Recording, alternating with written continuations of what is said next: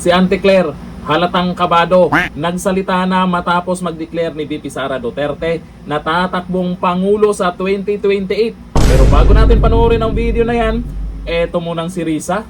Nagpa-press con agad siya.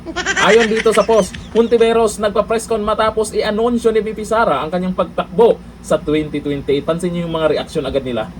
Kabado sila. Yung mga balimbing, asahan natin. Yung balimbing sa kamera, magbait-baitan yan kay VP Sara.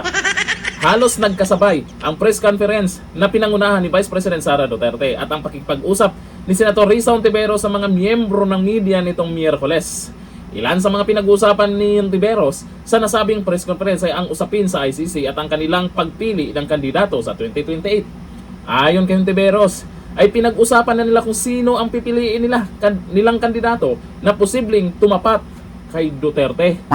Ang tanong dito, si Risa ba ang gustong suportahan ng mga pink ina at ng mga dilawan? Kasi nabalitaan po natin, may ibang mga kakamping dyan gusto si Leni Robredo. At eto naman ang sagot ni Auntie Claire matapos matanong ng media tungkol sa pag-declare ni VP Sara Duterte na tumakbong Pangulo. Halatang halata, Auntie Claire. Ito ang video. Yusek Claire, Vice President Sara Duterte has declared her intention to run for president in the 2028 elections. Ayan. What does the palace have to say about this? Good luck. Good luck. Good luck. Have you spoken to the president about this development at ano pong sabi niya? Nagrin niya po. At sabi niya po ay good luck. Yun lamang po. Yung ngiti ni Auntie Claire, mukhang hilaw ah. Halatang kabado ah.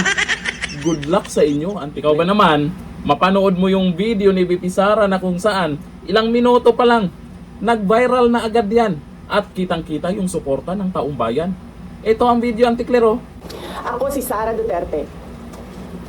Tatakbo bilang Pangulo ng Pilipinas.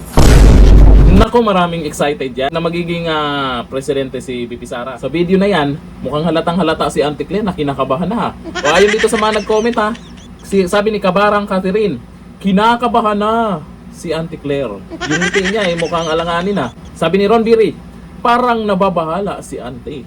Sabi ni Rick Paparik, good luck talaga sa inyo. Oo, good luck talaga sa iyo, Auntie Claire. Sabi ni GR Galliano, huwag kang kabahan, Ante, mahalata tayo.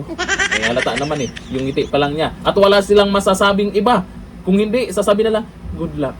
Good luck. Maganda itong ginawa ni VP Sara. Malaking malaking epekto ito sa nagain o sa impeachment complaint niya dyan sa Kamara.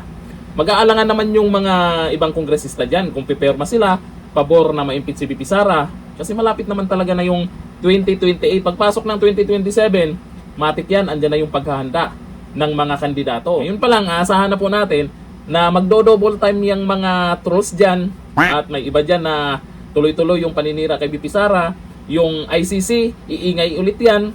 O, lahat na gagawin nila. Kasi alam naman nating lahat, walang pwedeng ipantapat kay VP Sara na kahit papano didikit man lang sa boto. Kahit magsanib puwersa pa yung pink, dilaw, pula, wala silang pag-asa. Ang pag-asa na lang, eto, siraan si VP Sara, impeachment, kasuhan, at kung ano-ano pa. Naku, yung mga buhaya, mukhang magugutom na ulit pag naging presidente si VP Sara. Ganito lang, thank you.